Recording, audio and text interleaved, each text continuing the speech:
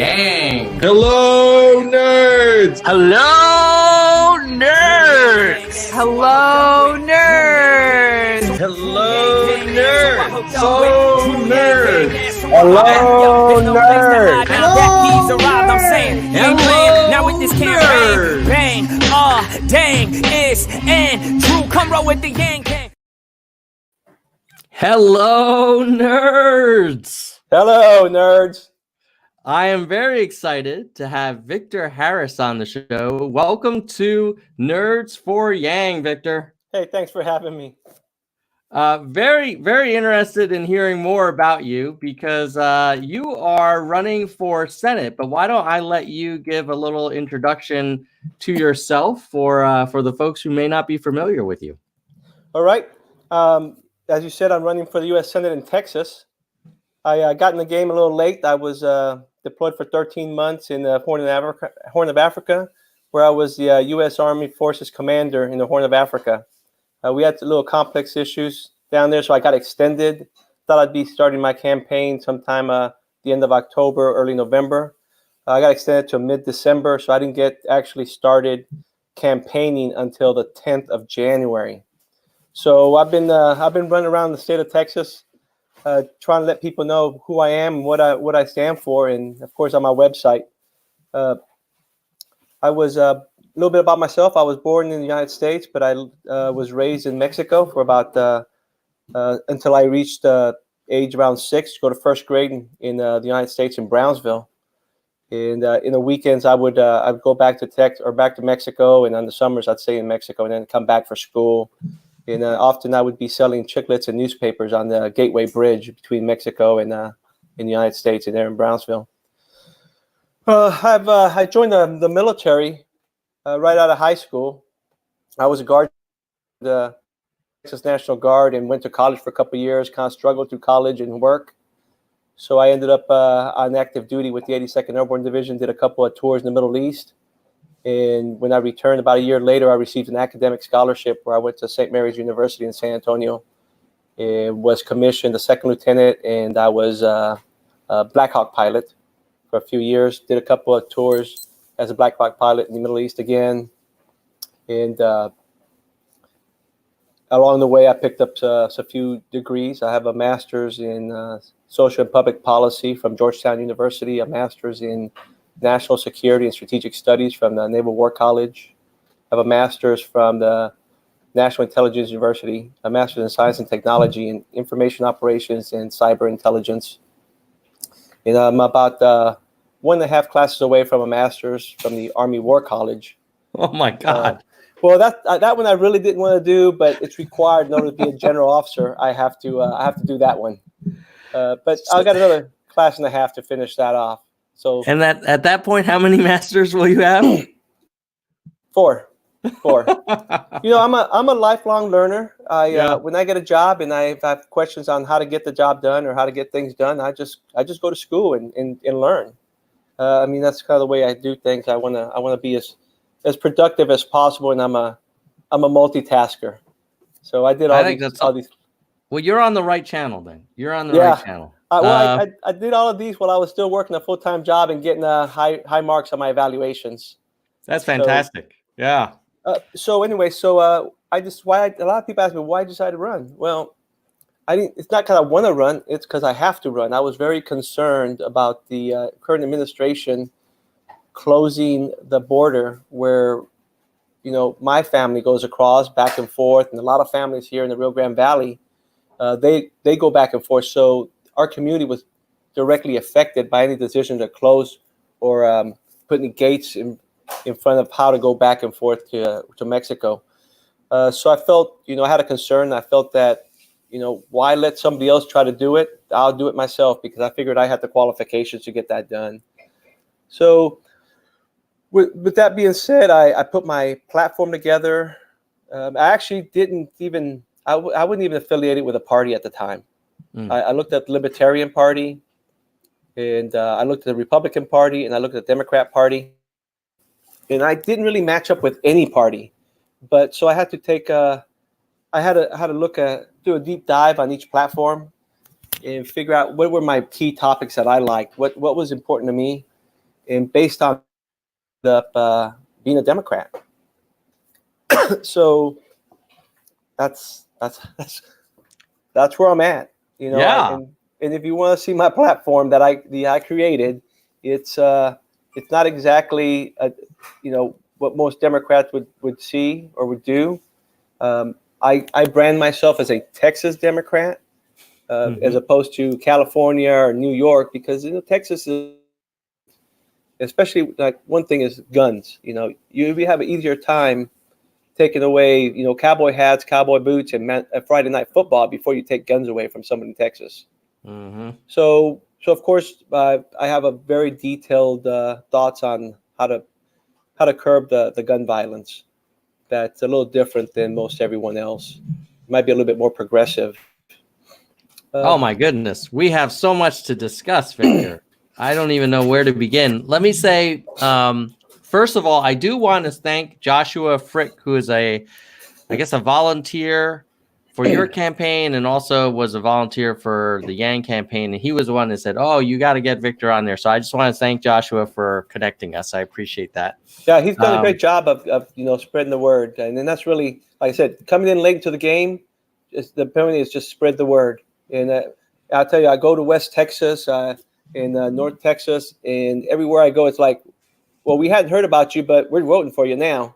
We like the ideas, and what you'll see from most of the candidates is they'll talk good game. They'll say how things need to get changed. I said, that's right. I agree, things need to get changed, but what's your plan? And I've always thought, when I see a candidate say that they want to change it, I will say, well, what's your plan? And I figured, if you don't have a plan, then you're just talking. So I want to focus on having a plan for every issue that I bring up. Now, with all of your years of military service, you also have sounds like a track record of getting some things done as well. And I do a lot of programming. I was doing a lot of programming, so I've gotten some national level programs put together that are still being worked on now, and especially in emergency management. So in your last role at the Horn of Africa, what was your responsibility? What was your organization's goals, and what were you out there doing? Well, we were part of a joint task force, coalition joint task force. We had other countries in with us, and I was in charge of the administrative control of all the Army troops, conventional troops. And I guess, do we publicly talk about how many folks are out there, or that's probably not something that's openly discussed? We probably don't talk about that.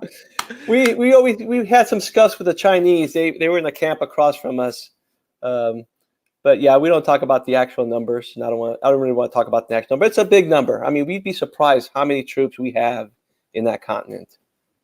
Yeah, we don't talk about that as much. That continent. I was actually in. Probably not in the area you were looking after. I was in visiting Nairobi to go on a safari. So we actually, you say Nairobi, but I was in Kenya for a while. That's part of we have about 12, 13 countries. We just added Mozambique to our footprint. And a couple of weeks after I left, one of the kids that I was talking to while I was down there in Manda Bay, which is where we have a base, we had an attack, and kid died. I mean, I think you heard in the news back in December, 1st of January, which is unfortunate. That was the only one we've lost in a while. We've been pretty good, but we lost him and a couple of contractors. And that was from, what was that, like from Somalian kind of insurgents that came over? That was Al-Shabaab. So, yeah, and that is, they're mainly in Somalia. And that was they were the ones that ended up keeping me there longer because of the complex attack that they conducted. Yeah. Well, so, and then you were also a Black Hawk helicopter pilot? Yeah, I flew Black Hawks. I flew conventional troops and special forces sometimes in the Middle East. That was pretty hair raising. There's some interesting things going on down there. Oh my God, you've got some stories, I'm sure. Okay, so so first of all, as I'm sure everybody's out there is thinking, hey, thank you for your service. I mean, you have been there, done that, been all over the world, serving your country, putting yourself in harm's way. So I just want to say thank you for that. That's Thank you. inspiring.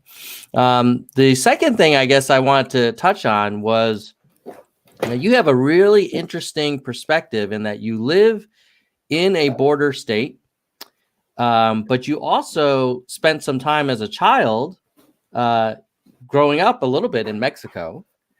And so how do you think about this border security issue? I'm torn personally in that I do feel like we need to be a nation of laws and enforce the laws that we have. On the other hand, I also know that we're also a nation of immigrants. My parents immigrated from Hong Kong, in the late 60s. So I have that kind of empathy as well. And I was just kind of curious how you come at this, because it's an important issue probably for your constituents. Yeah, so I too agree that we're a nation of laws and we should follow our laws and we should enforce laws. Where I kind of disagree is that we need to change the laws. And that's the whole purpose of governance is if the laws aren't working for us, we need to change them. And the laws aren't working for us, or they're working counter to what we need. So my take on the wall and the border, I mean, because I still live, my headquarters is a couple of miles from the river right now, from the Rio Grande River. Mm-hmm. And it is where I grew up once I left Mexico. But as far as the wall, we do need part of a wall or a fencing or something that we have out in the desert areas where it's least populated, where we find at least 200 to 250 bodies a year, mostly women and children. I mean, if we had a highway that was killing 200, 250 people a year, we'd be up in arms. Mm-hmm. So I think we do need a wall to channel these immigrants to more populated areas and kind of take away that human suffering part. And then as far as once they come in, we don't need a closed border and we don't need an open border. We need a controlled border. And we need to change the law so that we can effectively control the border so that when people come in, we process them and then we get them into the economy or back into the state so that they can at least be productive until their hearings are met. And for those that we don't immediately let in those holding areas, we need to start teaching them English and some math so that when they do get out, they're integrated. It's easier for them to integrate into our society. But we have to accept that there's obviously two ways to get two main ways: legally through a consulate or an embassy, and through the southern border. And we're trying to hold back the water, and we need to stop fighting it. We just need to accept that this is something that's happening. So we just need to process them so that we can control who's coming in, who's going out, or nobody's going out. Who's coming in? And that's my point on how we control the border is just making sure whoever's coming in, whoever we're allowing in, is vetted. Children DNA tested to ensure that they're with their parents or family members, and not being there's no trafficking of any kind. And then there's some cracks in the system.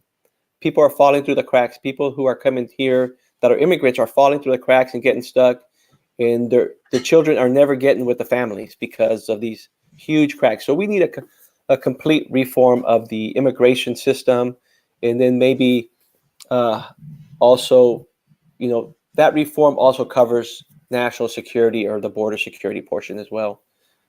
It's just been too long since we've actually really done anything to counter the flux of people that are coming in through the southern border illegally.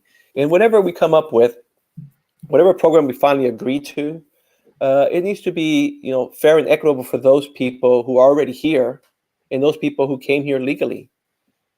So there's definitely a lot of work to get done. It might not be easy, but if we don't start working on it, if we just keep fighting each other and saying it shouldn't be happening, nothing's going to get moving. Nothing's going to move forward. There was a moment in one of the first presidential debates that caused a lot of consternation when the candidates were asked, "Hey, would you support public health care for undocumented immigrants, and all the candidates raised their hand. It wasn't a very nuanced. It was just a raise your hand or don't raise your hand question. So they couldn't really go into any nuance there. But I was curious, do you remember that moment, and like what were your thoughts on how do you act as a humane country that acknowledges the value that's being added by most of these undocumented workers, but also like be practical because if we have a free Cadillac healthcare program for everybody, I don't know how sustainable that would be either. Well, there has to be, and that's kind of the problem with like the Scandinavian countries who have healthcare for everyone and such, is they control their borders so tightly because they've got to account for who's getting treated. And if we started to move towards something like that and we're keeping people out, then that kind of loses the purpose of what the United States has been or has been set up in the past. But here's how I look at it. Yeah, there might be a heavy burden on the initial family coming in. But if the study's showing, if you look at the first, second, third generations of those families, they're thriving in the United States. They are paying a lot of taxes. They're actually opportunity. This family is actually an opportunity cost that we might have to suck up for a while.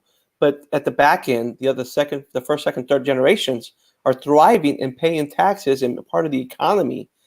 And so I think if you just look at that one point in time, you're going to say, well, there's a drain.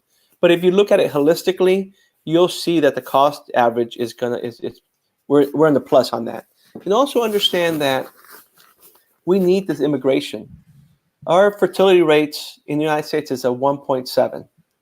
We need a 2.1 fertility rate in order to maintain the economy we have now. And we see things like this inequities in other countries. Japan, their population is getting older. Their economy is going to take a nosedive. And then a few years out, you'll see China. China's, because of their one-child rule, their population is going to get old, and their economy is going to contract because they're not going to have the people to work where they're working now. So we don't have, in the United States, we don't have that problem. We don't have that problem because we have this migration from the South that's helping us with that delta of 2.1 and 1.7. So we need migration. We just need to figure out how to properly control it. We used to have a program back in the 1950s, the Bracero program, where people from Mexico could come up, they work, and they go back to Mexico. I mean, we can do things like that still and to maintain our economy, but we also need to understand that where our economy is going. I mean, we're going to a more advanced and high-tech economy, and we need to be prepared for that. Yeah. So speaking of being prepared for technology changes and the new economy, what was your take when Andrew was running? Were you able to follow much of the presidential runs, while you were overseas? I did not, and I could not. I tried to stream some of the debates, but I didn't really get very far with that. But I didn't really start looking at Yang's policies until actually after he dropped out. Because, I mean, coming late to the game, I was like 100 miles an hour, just getting my message out there and concentrating on writing my platform. So I didn't really see his platform until after, like I said, after he dropped out. And what happened, a lot of people talk to me about UBI. So what happened with UBI? I mean, they understand that UBI for me is a slice of a big pie. So while I was looking at how to have companies, these big companies pay their fair share of taxes, I was putting my thoughts and my platform on taxation of these big companies for them to pay their fair share, and then where we put that money once we get it. And my plan still had some holes in it, so I wasn't putting it out there yet because it had too many holes. So what I ended up doing is once I saw Andrew Yang's platform, I saw the UBI portion. I'm like, and I'd heard about it before. And really, it's a program that it's it's time for that program, I think, as we're moving forward. So as I saw that, I saw where that program could fill in some of the gaps that I had. So I had this big puzzle, and I was missing some puzzle pieces. And the UBI fit in a couple of puzzle pieces into my puzzle. And there's still a little bit of work to get done, but there's enough framework, enough meat on those bones to put it out. I feel comfortable putting it out and say, there's still some shortcomings that we have to work at and look at. And that's kind of where I end up coming to head with the Yang Gang on how to. Have you seen much crossover between the Yang Gang and your campaign? Obviously, Joshua is one of them. Yeah, there's a lot. I honestly. So when I first started, I started my Twitter account because I got permanently grounded as a helicopter pilot, and I ended up going into intelligence. And I was intelligence for a while, and then I became a counterintelligence agent. And so my social footprint was contracted because of my responsibilities as a counterintelligence agent. So the day before the debate on the 18th of February, the Texas-wide debate, I had, I think, 12 followers, and it's been less than a week. I've got, I think, just short of 1,100 followers. So, I mean, there was definitely a big uptake when I put out my platform, and people had asked me, well, where are you on UBI? I said, well, tomorrow I'm putting out my platform, and you could see where I'm at. And up until then, a lot of people in Texas didn't see me as a progressive, and I'm like, I got it. But I kind of was keeping my cards close hold because the other candidates were kind of like all over the place. So I want to put them out at one time when I got to meet more of Texans got to see me during the debate.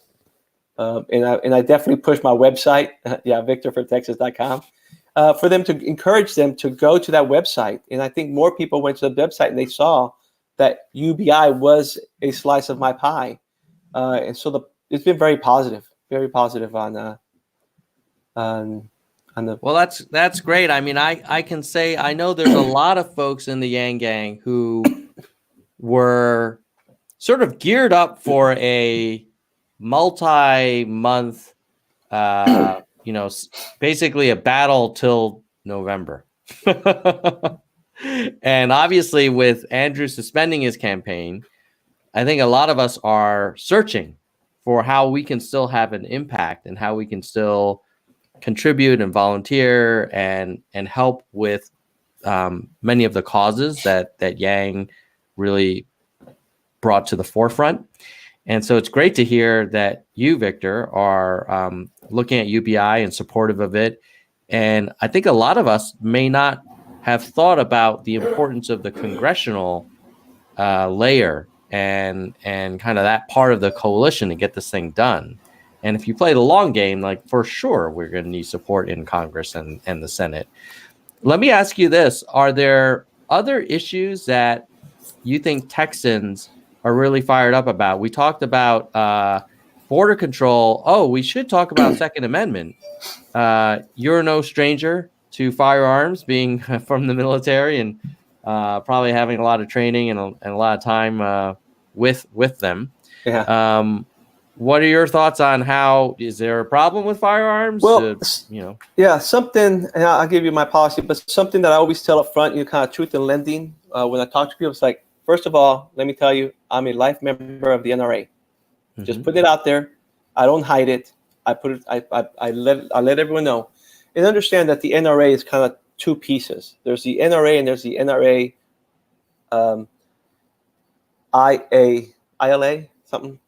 Institute of Legal Action, ILA, and the ILA is the political arm that we're fighting. The NRA is a nonprofit, so they can't get politically involved, and they do a lot of training and safety training. So that's what I support, and that's what I've always supported. And I don't relinquish my membership because I get information on what the ILA is doing. It's one of those things of keep your friends close and your enemies closer. So I look at 5 things. I'm looking at 5 things when I'm talking about my policy against or with support of gun violence and Second Amendment. First is you look at the adolescents, the people who don't obey the law, the people who do obey the law, manufacturers, and possible gun bans or capability bans. For adolescents, something that I've been pushing, and it goes across a lot of the spectrums of different topics, is we need mental health support from grade school to high school. We need to change the culture, take the stigma away of mental health support. And if you look at my website under healthcare, it's primarily free mental health care to everyone, no matter what. Whether you're a veteran, a civilian, nothing. Everybody should have free mental health. Should be available to have free mental health. That's very important. We got to change the culture, or we're going to keep having problems with suicides, problems with children taking guns to school and shooting up their classmates.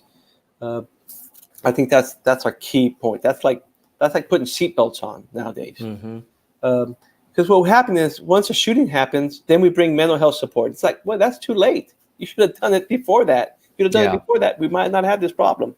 So that's the first thing. The second thing is the universal health or universal background checks. So what a lot of people talk about is, hey, we need to close loopholes. We need universal background checks. And they're talking about doing it at point of sale. Well, I say, no, that's too late. Again, you got to do it before that. The way you close every single loophole is you provide the ability for people to get a licensing for a firearm. Once you have a license for a firearm, then whoever sells. If you go to a gun show and you want to buy a weapon, you got your license. Hey, no problem. Buy your weapon. If you want to lend your weapon to somebody or you want to give it to one of your kids or whatever, as long as they have that licensing, which means that they've been vetted, then there's no problem. It closes every single loophole, no problem. But I do stipulate that needs to be at a low cost so that people who don't have a lot of money can still exercise their Second Amendment rights. The other thing is red flag law. I support red flag laws, but not as open wide as it is now. I think we need to ensure that people have their due process, but we do still need to look at that because there might be some times when somebody might kind of lose it a bit. And you want to make sure they don't have firearms to hurt a family member. But that goes back to people having availability to go to mental health support to counter any issues that they may have where they think they need to use a weapon against someone else. And then the third thing on the law-abiding citizen is if we're going to have laws that cover everybody as far as universal background checks, then there should be no reason why we cannot have reciprocity across all the states. So an example of why we need reciprocity against all the states is you have a soldier stationed at Fort Bliss, Texas, gets orders to go to Fort Drum, New York. He puts his household goods in his car. He puts his promotional weapons in his car, and he drives to New York. And if he gets stopped anywhere along the way, if he doesn't have a license for that state, then now he's a lawbreaker. So if we're going to accept universal background checks, then we need to accept reciprocity across states, just like a driver's license. Then we go to manufacturers. So manufacturers need to self-police and provide, fingerprint technology or any other technology to keep weapons to go and get into the wrong hands. And if they don't self-police in a certain amount of years, 1 or 2 years, then Congress needs to step in and police the manufacturers. And then the fifth thing is weapons bans. So first of all, a lot of people talk about AR-15s and banning AR-15s. Well, I'm completely opposed to banning weapons based on scariness or use. Because if we start doing that, like if we say we're going to ban the AR-15, then we're just going to be playing whack-a-mole. Because if we get rid of the AR-15, then somebody's going to start using a Springfield 30-06 or something. So instead of playing whack-a-mole, what we need to do is, if we're going to ban weapons, we need to ban based on capabilities. So a 30-06 and some of these other weapons that nobody talks about have a round of a 7.62 round. The AR-15 is a 5.56 round. So you can definitely the round is bigger, so you can definitely do more damage with a 30-06 or a Remington 700 or a Springfield 700. So we need to go after the capability of the weapon, the capability of the round, and then how many rounds you can hold, rather than just go chasing down individual weapons that are being used. I think that's the 5 pieces on the. That was it. That was the 5 pieces.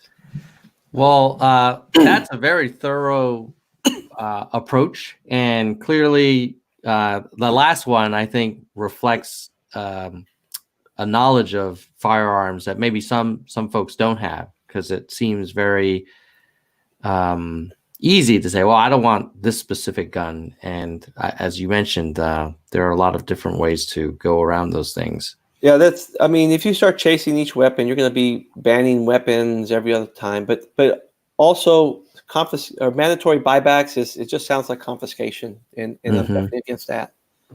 And what is your now? Some people, I'm guessing, it being in Texas, I mean, there are probably some people that say, "Hey, I don't want any licensing. I don't want the government to have any say in this." That's the whole point, is to protect.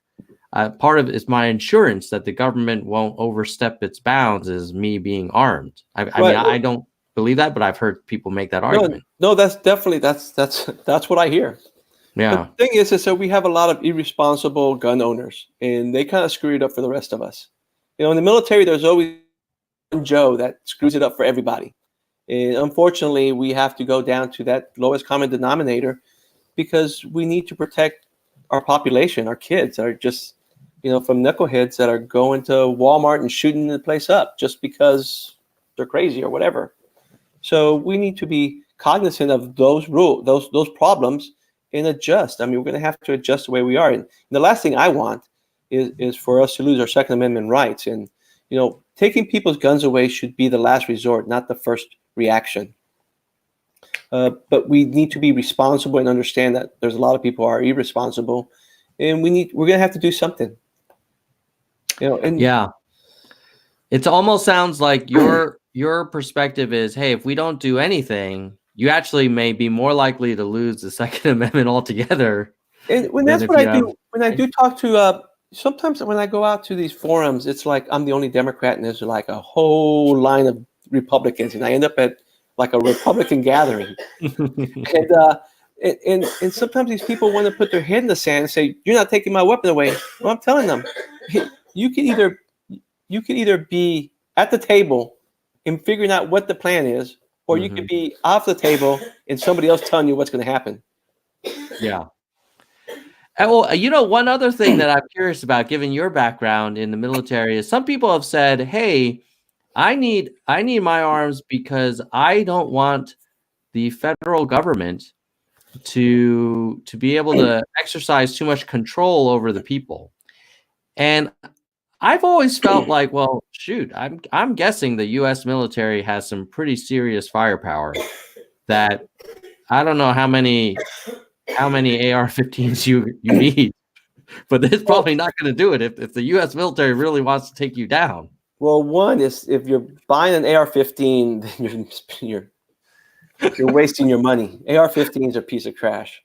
No, we don't have AR-15s we have fully automatic weapons or semi-automatic, and the AR-15s is not an assault rifle. It's a semi-automatic rifle, just like a hunting rifle. It just looks scary, which is why people want to ban them, because they look scary, and those are often being used. One thing that we teach all our soldiers is the American people are never the enemy. I mean, that is instilled in every. The American people are never the enemy. But that does not preclude that the government someday might want to. That's why it's there. That's why the Second Amendment was written into the Bill of Rights, because we didn't want a tyrannical government taking over the people. So I don't think having weapons is not going to be a protection against our own government attacking us. It's against a foreign government, foreign influence attacking us. I mean, it's hard to imagine, like stories like Red Dawn, the movie. But if it happens, we'll be ready. Especially in Texas, we will be ready. So it's not just the guys will be ready; the girls will be ready. Gratefully, we're not the point like Israel. I mean, Israel. When you're in Israel, I was at a bar dancing with a girl. She strapped on Uzi. Other girl had strapped on M16. They have weapons with them all the time, because at any point in time, of those Arab nations will attack them, and it's happened before, and it's why they're in the defense mode. Gladly, we're not like that, but I think if somebody tried to come on border or anywhere, they would be a world to hurt. And I think countries know they don't mess with Texas, and they don't mess with the U.S. because everybody's got guns. So if those big old Hind helicopters come over the horizon, you think Texas would put up a good fight?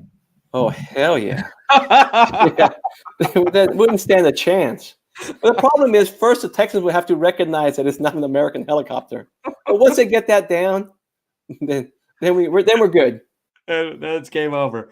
So tell me a little bit about the field right now, Victor. I understand there's a whole bunch of people running for the Democratic Party Senate nomination. Tell me about what makes you different from all the other folks that are out there. It's about 25% of Texans are running for U.S. Senate right now. It's a lot.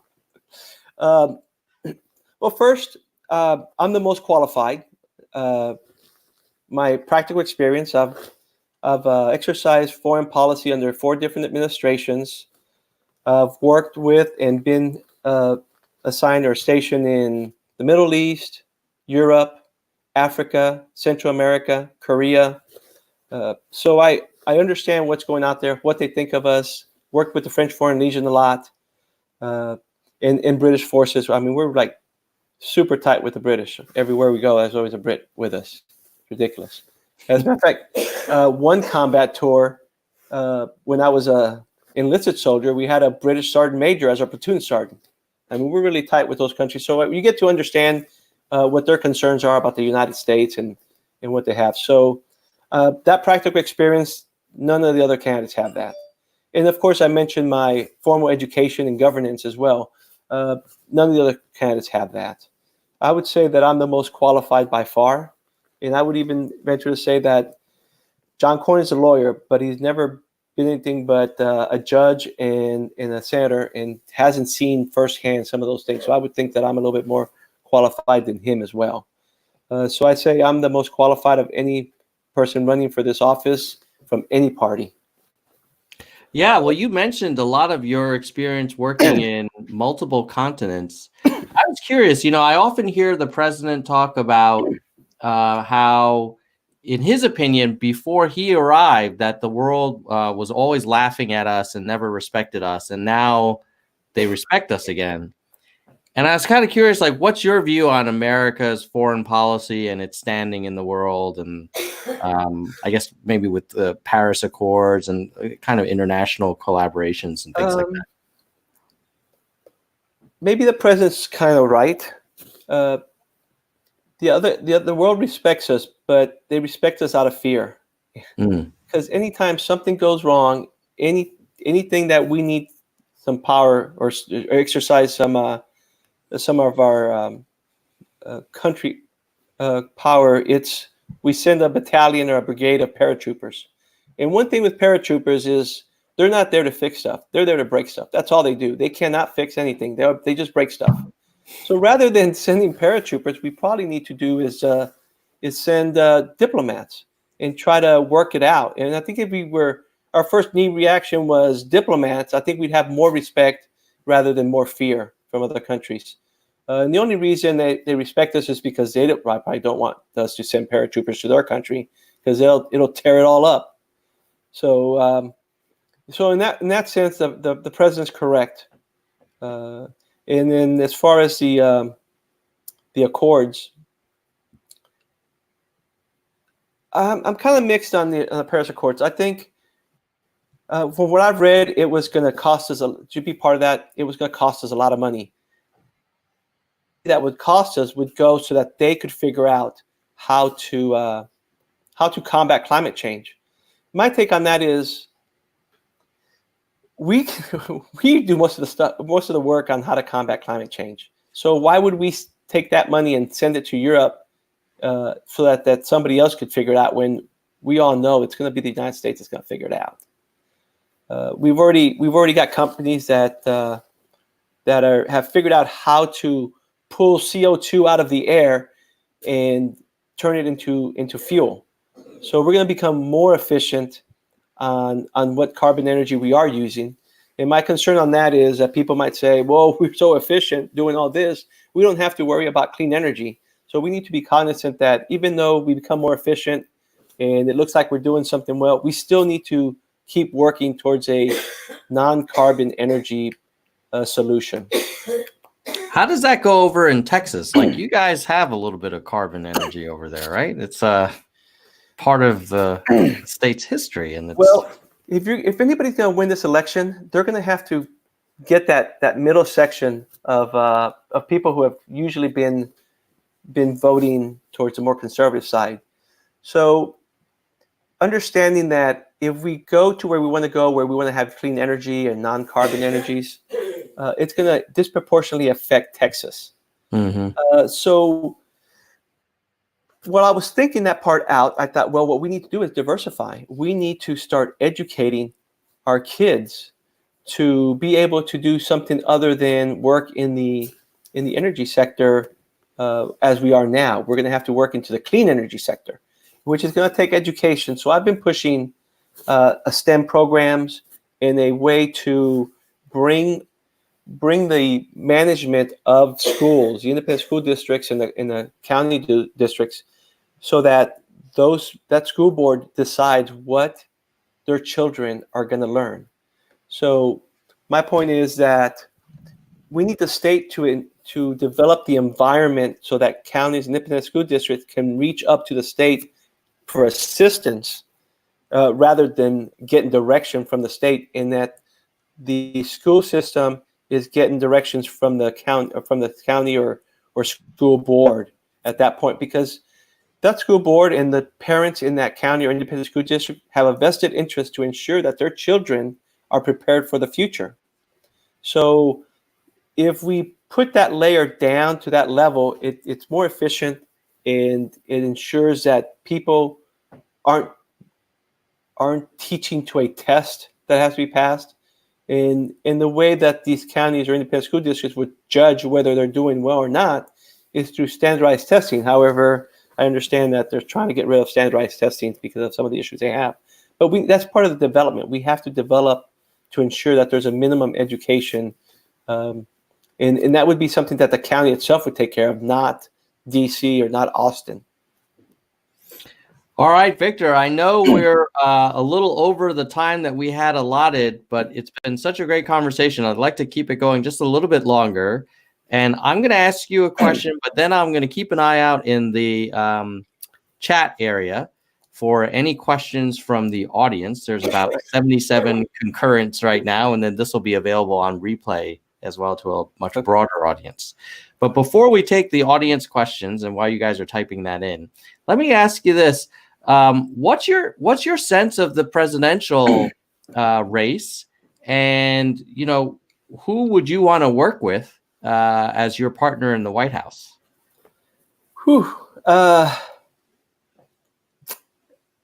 I'm kind of leaning towards one particular guy or girl, but I think I've kind of telegraphed that because of some of my programs that have matched up with some of the things that are going on.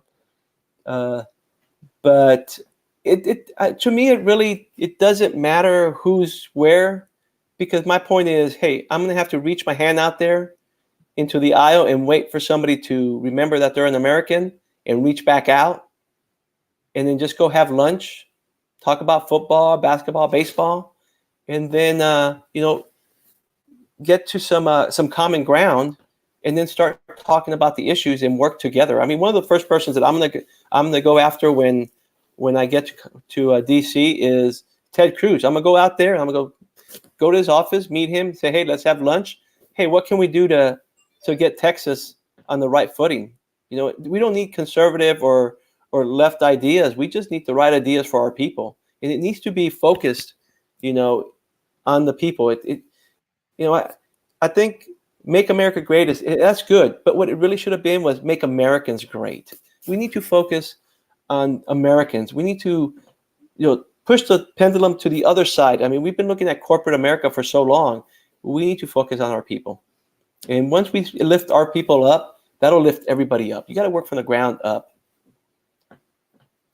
Yeah, you strike me, Victor, as someone who's kind of very nonpartisan and someone that you'd be willing to work with people from whatever party as long as it got the job done, which is something that you don't see as much these days. I mean, I feel like, are you worried about, like, there's a lot of great people that go to Washington and then they don't come out great. They sort of get sucked into, I don't know what they drink, what's in the water over there, but they change. I've been stationed in D.C. for a very long time, so I understand what you're saying. I've seen it. So I just need to be cognizant to remember that I'm holding power of the people. It's not power I have. I'm holding their power. And I tell people that, look, I'm for term limits. As a matter of fact, I'm willing to term limit myself to one term. If I'm not doing the job good, if I'm not doing it right, I need to get out of the way so somebody who can do the job can do it. But if things are working out for the first term, I would definitely ask to be there for a second term. But I would definitely not go past 2. 12 years. If you can't get it fixed in 12 years, then you're not the guy to get it fixed or girl to get it fixed. You need to move out of the way and let somebody take the reins. All right. We have a couple of questions.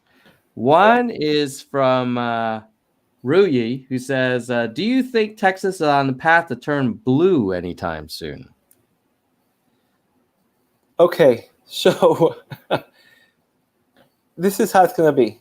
A lot of those other candidates, I don't have faith that they can, only because they're concentrating on bringing more people to vote, But that's not the key. The key to Texas is bringing that center to your side. And if you're going to be, all the way to the left or so progressive that you're not bringing the people with you, if you're running full speed to the left, but you're not looking back to make sure that everybody's following you, you're going to lose them.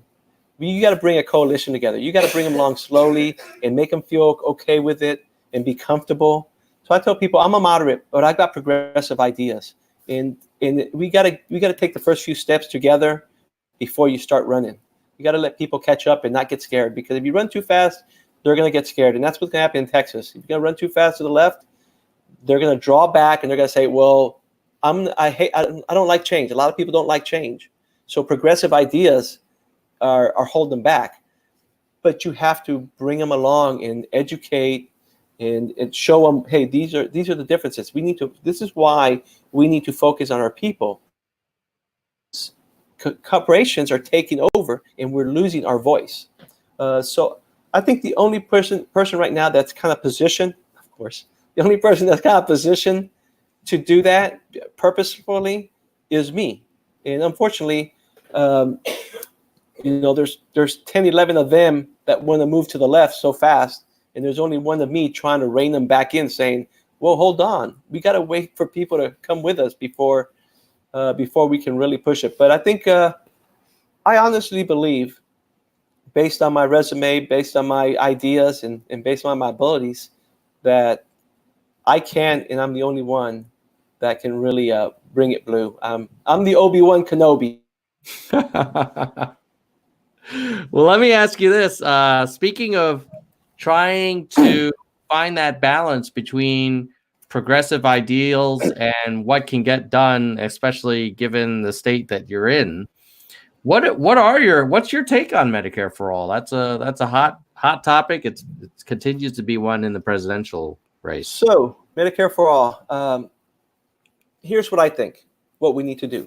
And it's only because if we say, hey, we're going to have Medicare for all, we do Medicare for all, we're going to break the system just like we broke the VA. It's going to be just the same problems the VA had. It's the same problems we're going to have if we don't do it right.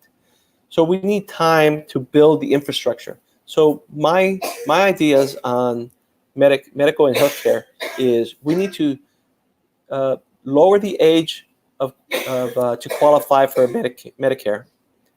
Bring it down a little, and then lift the income limits for Medicaid. So we start squeezing towards the center. As we squeeze into the center, we're going to have a public option, the Affordable Care Act, or whatever the next version of that is that's improved. And as we start to squeeze to the middle, then we'll have Medicare. We'll have Medicare, a medical program for everybody. But we can't just do it at once. We gotta incrementally move towards it, or we're going to break the system and everybody's going to be unhappy. So, yeah, I'm for Medicare for all, but not an immediate overall. We need to ratchet up to be ready for it. And we also, the first thing, and I heard Yang say this, is we gotta attack the cost.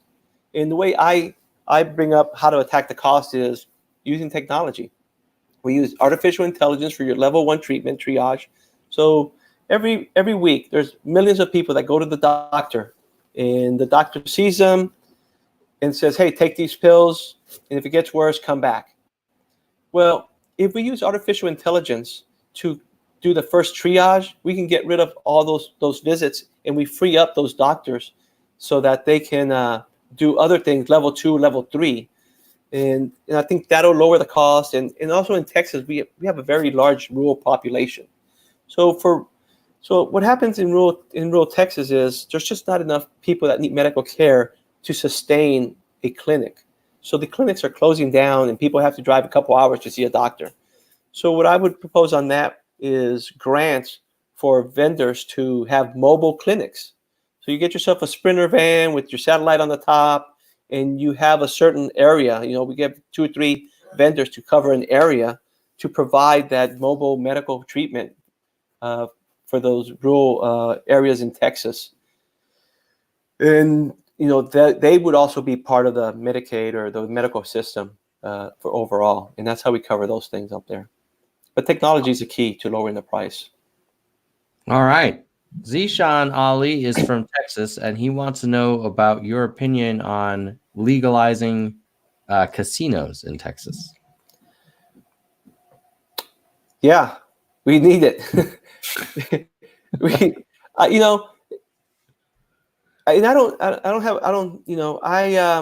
That's a concern for me for our Native American population in Texas is like, hey, where's their casino money?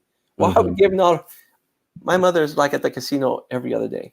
So she has a vested interest, and I have a vested interest for her to not to have to travel so far to go to a casino. So I'm definitely for casinos in Texas, and I also support that it be part of, kind of like the rest of the other states around us is our Native American population should benefit just like every other tribe and population out there in Louisiana. Well, Victor, that has been the last question that we'll take from the audience. I just want to thank you for spending time with us to help us get to know you. My sense is that you're a super reasonable, logical guy, and you're a Democrat that might be able to get some Republicans support, which would be, kind of very refreshing. And I just feel like in terms of what you've already given to the country, like people should absolutely give you a close look. And if they want to learn more about your policies or potentially donate to your campaign, they can go to victorfortexas.com. Is there anything else you want to share with the audience before we wrap up? No, I could definitely, coming into the game late, everybody's most of the people have already kind of given their money to a candidate they think they like. And so that would definitely be helpful because it's crunch time and we've really got to move around a lot. It's a big state. And I could certainly use financial support. Up until this last week, I haven't been asking for some financial support. I've been asking for, hey, just look at my stuff and get the word out. And I've had positive results on people saying, hey, yeah, I'm glad I met you because now I like your policies. As a matter of fact, I've plenty of conservative or plenty of independents who vote conservative have said, you're my guy. That is awesome. Your ideas are right down the middle on what we look for, and you actually got plans and everybody else doesn't. So I have won some over. I'm not sure, how the other candidates are doing, trying to bring the middle in. I don't suspect that they do because I try not to talk bad about people. I try not to talk bad about John Cornyn. John Cornyn, I'm sure, is a good man, but his what he's done has kind of fallen down, and it's probably time for him to retire. Maybe not get fired, but definitely retire. So I don't believe in some of the ideas, and that's part of my strategy when I go up against him is to highlight the hypocrisy of some of his policies and principles, which I think in some points he doesn't. Yeah, well, I hope, Victor, that you will be the man that the party selects to go up against Cornyn. And I encourage everybody to check out your site. And if you like what you heard and you want to see Victor's voice more part of that Texas conversation, go ahead and give a strong consideration to donating, even just a few bucks. I'm sure it adds up. It does, yeah. Hopefully we'll get you back on the show again. Do you want to say goodbye, nerds? Goodbye, nerds. All right, Victor. We'll catch you next time. All right. See you, buddy. Bye. All right. So that was Victor. And Trumper for Yang says, what do you mean see his voice? I meant hear his voice. All right. So we are about to wrap up, but if you guys, I don't know if anybody's still around, or it's been a long stream. It's almost an hour. If you want, we can do a quick rundown of some data for the state of the race, the presidential race. Anyone interested in that? That'll be like a little bonus element to this live stream for the post Victor interview state of the race. So if you're interested, go ahead in the chat and let me know. If enough people say they want to see some data, you know, I'm always up for showing some data. All right, may not be that many people. Maybe the interview was enough. Oh, okay. All right. Well, now there's a few people coming in for the data. All right. So it looks like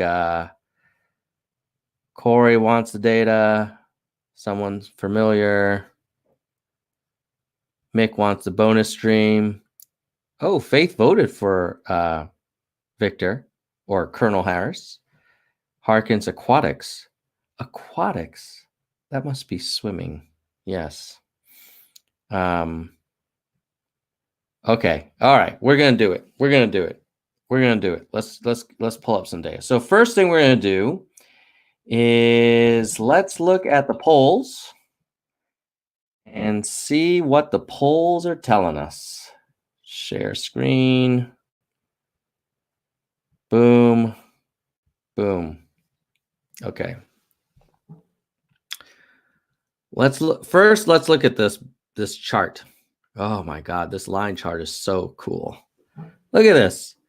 Look at the brown one is incredible. You have this massive drive to the top. Remember this point back in October when it looked like Warren was going to pass Bernie, and Bernie had just or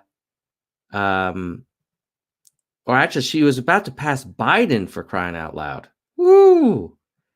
And now we go to today, and you've got the brown is Warren. She's struggling. She's third after Sanders, the blue. Oh, I got to make this big because a lot of people said in previous videos, they're like, hey, man, I'm on my phone. All right. Hopefully that's a little bigger. So where are we today? We have clearly the blue front runner, Sanders, at 29. You know, one thing that's interesting is people say like, oh, it's just because the moderates can't consolidate. Bros, if Sanders has 29 and Warren has 13, and let's say Warren moves aside, he'll be at 42. You would have to assume all of the moderates converge behind one, which is unlikely. So I would argue that Sanders is the legitimate front runner. He's not just the one guy that's got, you know, a third of the party that's liberal, because when you add up Sanders and Warren, assuming that you believe that they're liberal, you're already at 42.5. And there's probably some liberals who are supporting Biden, Bloomberg, Buttigieg, Klobuchar just because they like those candidates. So I think the fact of the matter is that the Democratic Party right now is half liberal, half moderate, and Sanders is clearly the only person that's able to put together more than 20% of support. I mean, the next highest national poller is Biden at 17, and then Bloomberg at 15. So, you know, the other thing that's kind of interesting, let's see, is the issue of what is going to happen when people start dropping out, the next wave of people stop dropping out. So you look at this. If Warren dropped out, which I don't think she would, but not anytime soon, but let's just make believe she does. And most of those go to Sanders, which I think would be reasonable. I presume some may go to Klobuchar here, but let's just say he gets 10 of Warren's 13 points. So now you've got Sanders at a solid 40. And maybe some of those Warren go to Klobuchar. So Klobuchar jumps from 6 to 9. But then you've got Sanders at 40 and Biden at only 17. Even if you say, okay, well, what if Biden drops out and then Bloomberg accumulates most of the Biden support? Well, then Bloomberg would only be at 30 to Sanders's 40 in a world where Warren drops out. So if you're Sanders, you're really hoping Warren steps aside and all those moderates stay in. If you're Biden, you're hoping Bloomberg steps aside. Very unlikely. Dude just spent $300 million. I don't think he's going to step aside. But you're Biden, you're hoping that. Maybe you're hoping Buttigieg steps aside. That guy's very he's on a streak right now. He's doing really well. Why would the guy was a mayor of a small town in Indiana? Why in the hell would he step aside now when he's basically the second most popular moderate? And he, by the way, got second place in Iowa and New Hampshire. And did he get it in? No, he didn't get second in Nevada. Sorry. But he did get second in Iowa and New Hampshire. And we'll see how he does in South Carolina. Now, if you're Bloomberg and you're thinking maybe if Biden has an embarrassing time in South Carolina and he drops out, and let's say most of those Bloomberg people, most of those Biden people go to Bloomberg. Well, now you've got Bloomberg potentially over 30. And if Warren sticks in, then you've got Sanders at 29, maybe Bloomberg over 30. Could be interesting. I'm not sure what the path for Buttigieg is. For Buttigieg, you'd have to hope Biden leaves and maybe you pick up more of Biden supporters than Bloomberg does. And that's not unreasonable. Let's say, who knows, maybe Buttigieg picks up 15 of Biden's 17 points. That would be great for him. But that would still just put Buttigieg at 25. I don't know. And if Warren dropped out and Sanders goes to 40, 25 to 40 doesn't sound very good. So it's just very unclear how you see this moderate lane really pull through. If you're a moderate Democrat and you really don't want Sanders, you have to pray that Biden gets shellacked in South Carolina so he gets the heck out of the way. But then if you're a moderate, you got to be okay with Bloomberg. I know a lot of people have issues with Bloomberg.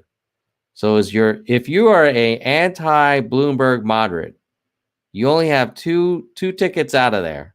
One, you hope for some reason Bloomberg says, oh, I spent $350 million. That's good. I'm done. I'm out.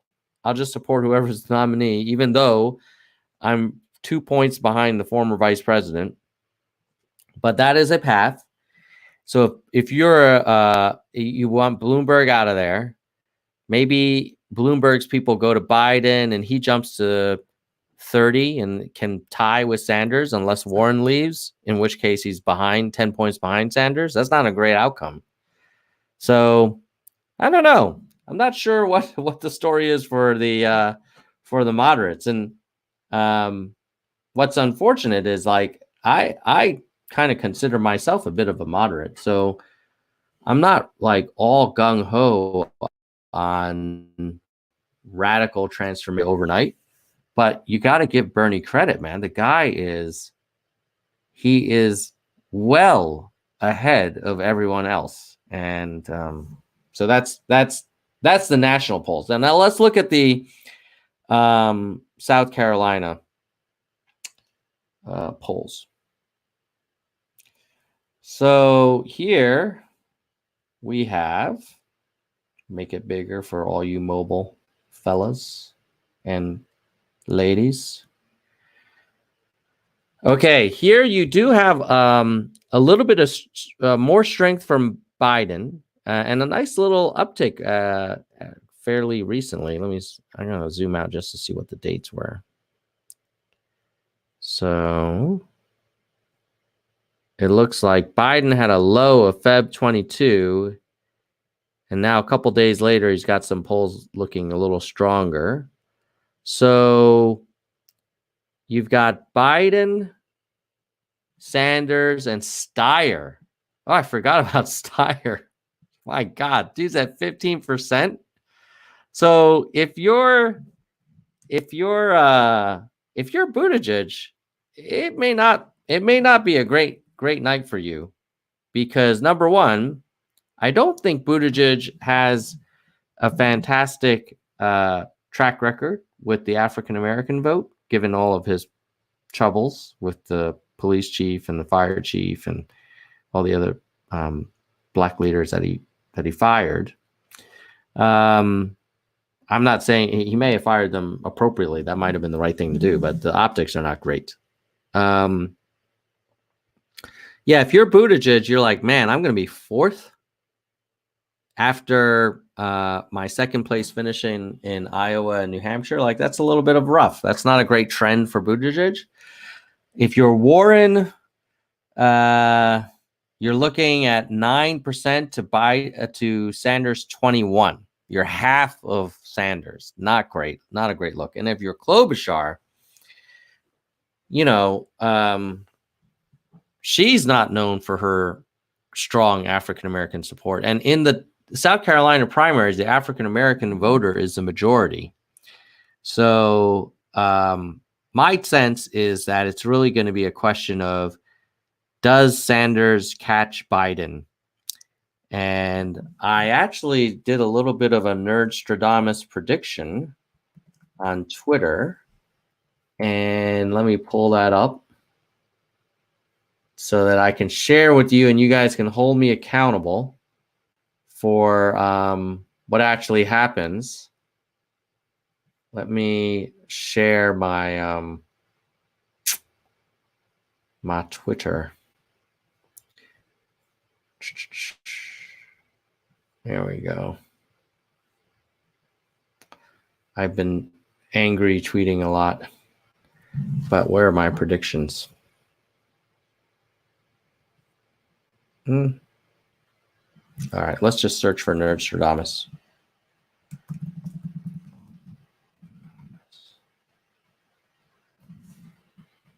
Ah, there was someone with that handle, actually.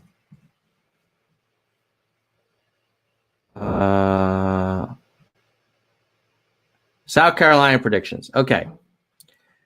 So I am predicting that Sanders will win South Carolina, but he and Biden will almost tie.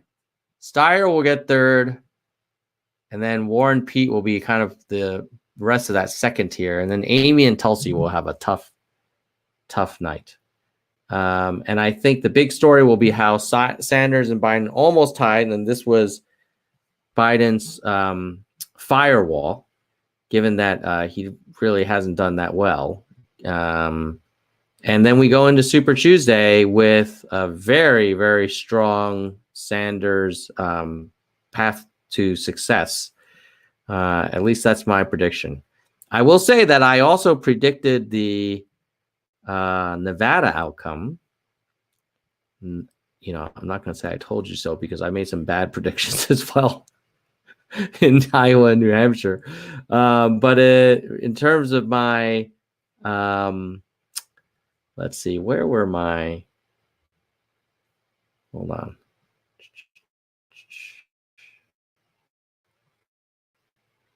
Oh, where is it? Well, oh, no, that's Iowa. I think I predicted Nevada. This was my prediction for Nevada. And as you'll note, this was done on Feb 22nd. Oh, no. Yeah. Feb 22nd. And I was predicting Bernie, Biden, Pete, Elizabeth, Amy, Steyer, Gabbard. And that's pretty much how it went down. So if I do say so myself, because a lot of people were saying that Biden would do way worse than second in Nevada. But anywho, TLDR is, if you care about the South Carolina polls, you're likely to see a pretty strong battle between the top two.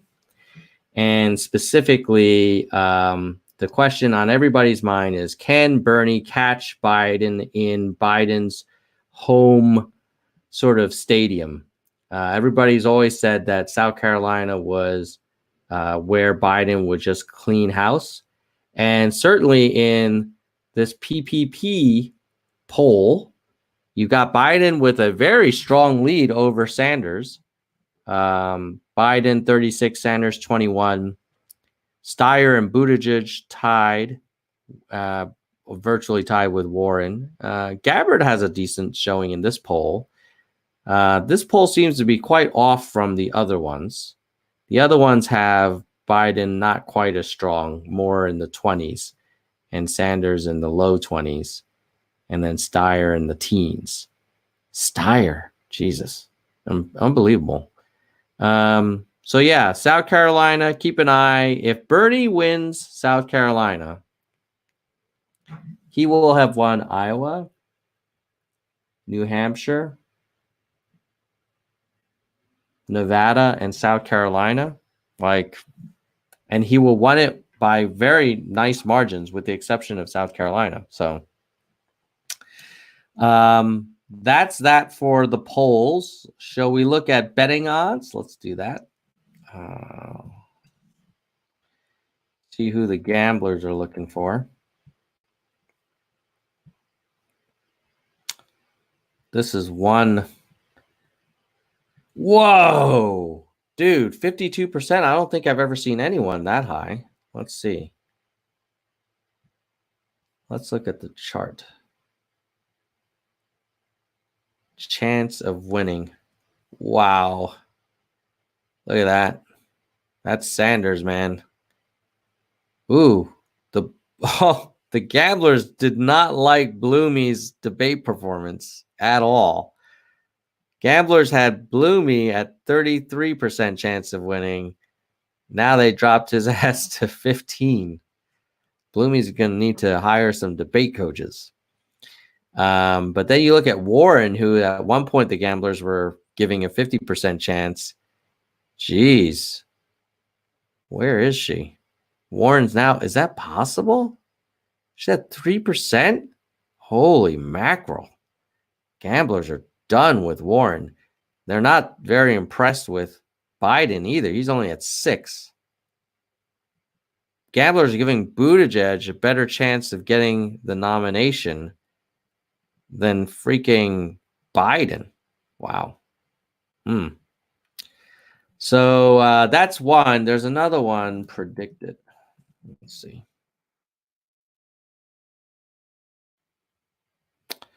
So predicted similarly has even a better chance for Bernie, but then Bloomy and Biden are similar, with Buttigieg and Warren quite low.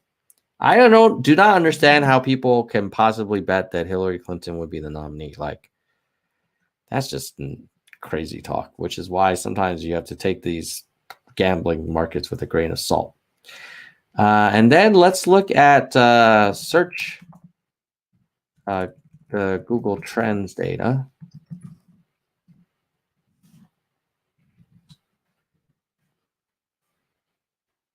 Oh, here's a blast from the past. Check this out, guys. This is like stored in my browser history. This this must have been very early days of Nerds for Yang when I would compare Yang to Buttigieg, Beto, and Harris. All right, let's leave Yang in there just for old time's sake. But then let's have, of course, we should have Buttigieg. We'll have Bernie. And we'll have Mike. And maybe we'll add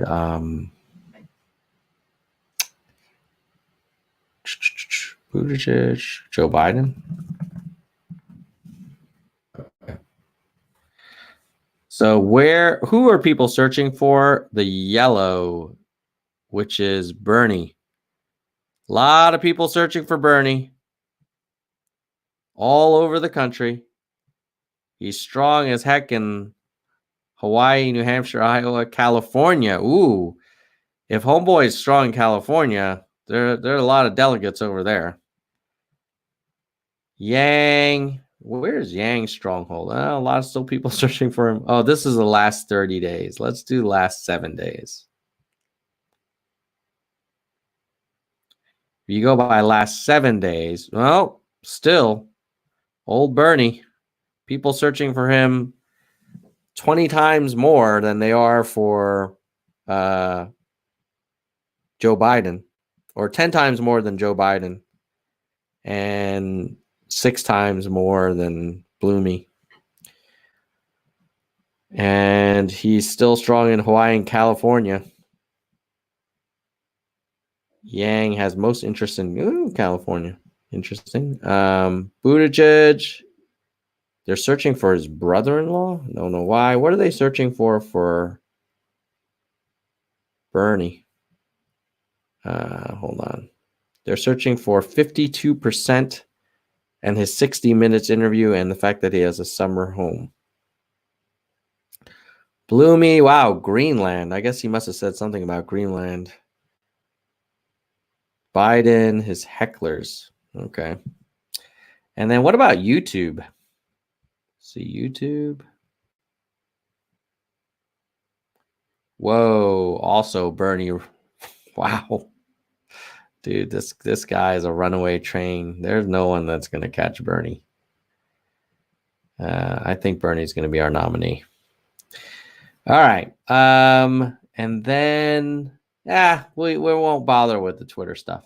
So I think I will make some predictions and then take some questions if you guys want to discuss anything.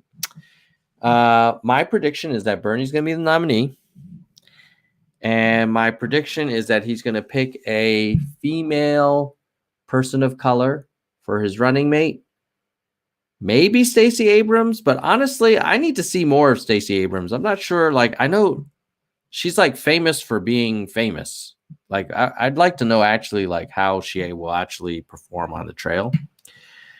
I think Harris would be an attractive candidate because we know that she can prosecute the shit out of Trump. But I know that a lot of people have, their misgivings about Kamala as well. But I'm predicting that Bernie's going to be our nominee. And in terms of Yang, let us talk about what Yang's up to. I understand that Yang is not done. CNN is not his only gig, and that he's got more stuff in the works. I guess we'll hear about it soon. I will tell you, if you guys haven't seen it, there was an interesting Twitter exchange between yours truly and old Andrew Yang. So by the way, if you guys are on Twitter and you want to follow me, I'm at Nerds for Yang. But let me talk about the thing. What's the fastest way to find it? Come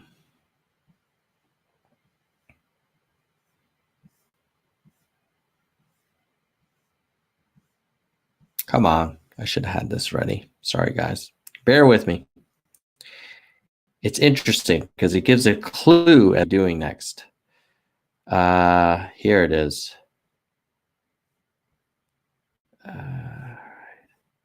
Okay. So on Feb 21, I said, hey, look, I would donate to Yang 2020 again if it pivoted into an organization that helped recruit, accelerate, and fund promising Yang Gang congressional, mayoral, and gubernatorial candidates who would advocate things like more UBI pilots, democracy dollar experiments at a local level, scorecards. And I was like, at Zach and at Andrew. And I don't know, like the stars must have aligned, because then this dude here, yeah, that one, not someone that just uses the name Andrew Yang, like the Andrew M.F. Yang, said this, stay tuned, thumbs up. That happened like, it was weird. It was like minutes later. So maybe he's talking about something like some kind of organized movement of the gang, which I think would be freaking awesome, because I feel like we're still ready to fight. We're not done yet. So, okay, I think I'll look for any questions and then we'll wrap it up because it is getting late. What does this say? Why no convention? No, there'll be a convention. Oh, are you saying like a broker convention? You know, the other candidates will try and make an argument that they should the super delegates should, you know, have a voice and all this yada yada. But I mean, can you imagine the outrage if the guy that had the most delegates and the most votes, the most earned delegates and the most votes, can you imagine the outrage if then the party got together and then said, yeah, no, we're going to go with our guy. We're going to put Mayor Pete in there, or we're going to put Biden in there, or we're going to put even Klobuchar in there. Like the Bernie supporters would understandably be livid. I would be. I mean, imagine if Yang had the most votes, but not a majority, and then somehow they changed it, and they're like, "Oh yeah, Warren's the nominee." We would be like, "What the f?" Right? So, so that's why I don't think there's going to be a brokered convention. There'll be a lot of fireworks, but it's not gonna change the outcome. I think Bernie's our guy unless something crazy happens. Oh, Rock wants me to address Trumper for Yang question, please. All right, where is his question? I'm looking for Trumper for Yang question. I see. Oh, is this the question? Do you think he will get greater than 50% at the convention? No, but I think he'll have more than anyone else. And if he doesn't get the nomination because he had like, call it 35%, like, and the next person down had 25% or 20%, like how can we pick a different nominee? That seems nuts. Okay, I think that was a question. What form would the outrage take? I think the Bernie supporters would be so pissed they might stay home. And they may say, you know what? You MFs screwed us twice. Enjoy 4 more years of Trump. I think that's what the Bernie people would do. Not all of them, but a lot of them. And I honestly would not blame them. And even as not a Bernie guy, I mean, I did support him in 2015. But you know, I'm not a big Bernie bro or anything, but I would be kind of pissed. I would be like, wait a minute, like if they did that to Bernie, they could have done that to our guy too. And I know I would be pissed if they did that to Yang. So all right. Ooh, Zishan, can you do a Trump Bernie Google trend? Well, okay, if you want data, you know, I'm always up for more data. Let's take a look, see. Who in the God's green earth is searching for Donald Trump? We're going to find out. And not only are we going to find out, we're going to find out what they're searching for and where they're searching, because that's just awesome. Okay. Donald Trump. Ooh, very close. Oh, this is YouTube. Let's start with web. Oh, not very close. More searching for the burn than the Don. Where are the Don searchers? The Don searchers are a lot in Nevada and Arizona. Oh, this is not good. Wisconsin and Michigan. We don't want a lot of searches for Don over there. People searching for Rod Blagojevich and his pardons. Yeah, seriously. Seriously. Why? Why is this man spending time pardoning people like Rod Blagojevich? Doesn't he have more important things to do? And it's not like Rod Blagojevich is some poor saint that was accidentally convicted. Like, dude had trial. He did some shady stuff. He should serve time. There was a time where the Republican Party was a party of law and order. And now it's a party of Trump pardoning freaking Rod Blagojevich and talking about pardoning Roger Stone. Ugh. All right. So that's Bernie's crushing Donald on searches. What about on the YouTube? Closer. There's a lot of a decent amount of searches for the Donald on YouTube. And when they're searching for Trump, oh, see, he's smart. These rallies, people like to watch his rallies. I wonder what the hell does he talk about in his rallies? Hold on, should I? God help me. Donald Trump rally. You probably did one in Nevada, right?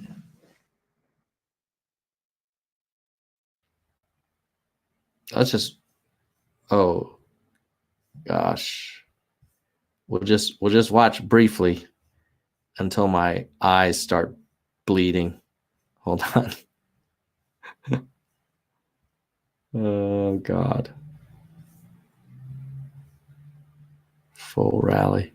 We're gonna watch just for a minute of this together, just to see what our future competitor is doing. Look at the press. Look, hey Mike, look at the fake news back there. It's a lot. I always say that's like the Academy Awards used to be. This year we had a movie. They said best movie. They announced a movie from South Korea. So what's that all about? The movie was made in South Korea. Look, I get along great with South Korea, but you know, I never saw that one before. They used to go best foreign movie. But now we do it that way. I don't get it, but that's what it used to be. And this is really an incredible time. I'll tell you what, for our country. I gotta say, when I watch these Trump rallies, it doesn't surprise me that as a result, people hate the other side, both sides. Trump people hate the Democrats, and the Democrats hate the Trump people. And I blame Trump for that. I really do. I think he brings out the worst in people. All right. Let's see what the other questions are. If there's any other questions here.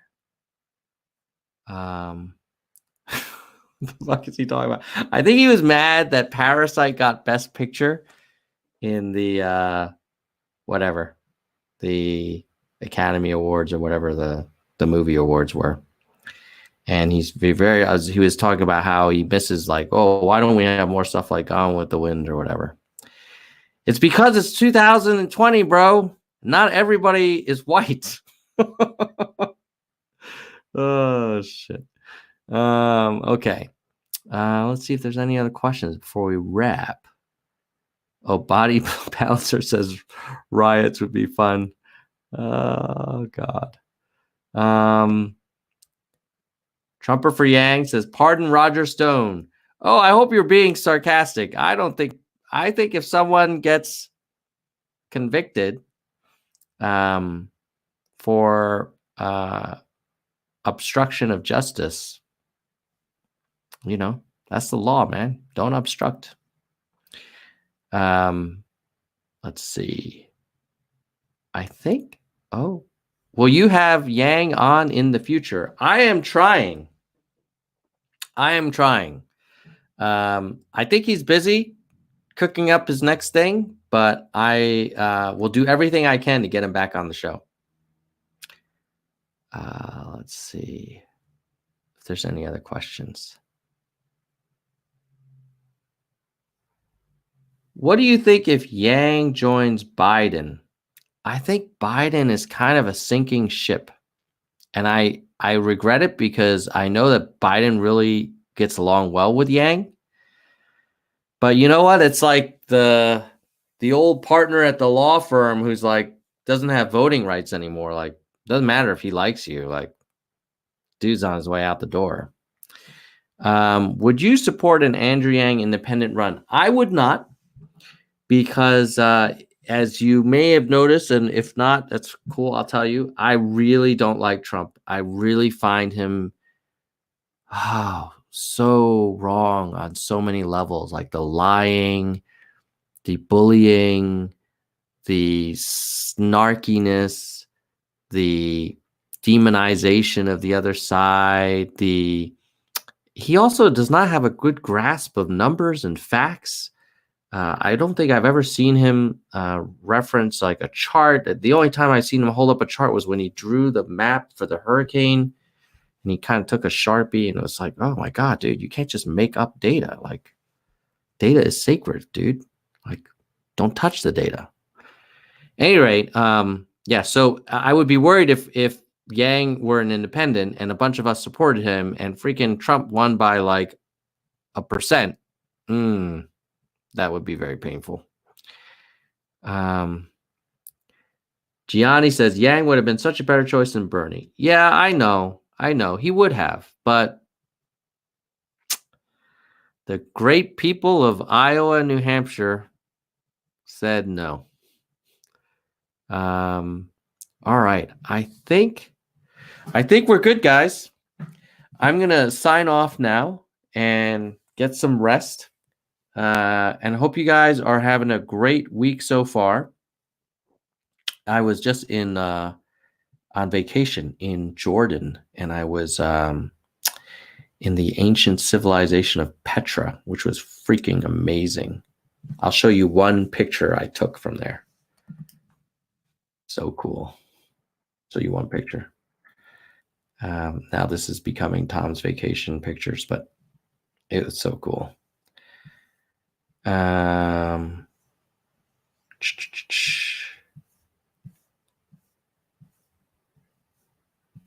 Where is it? Oh, yeah.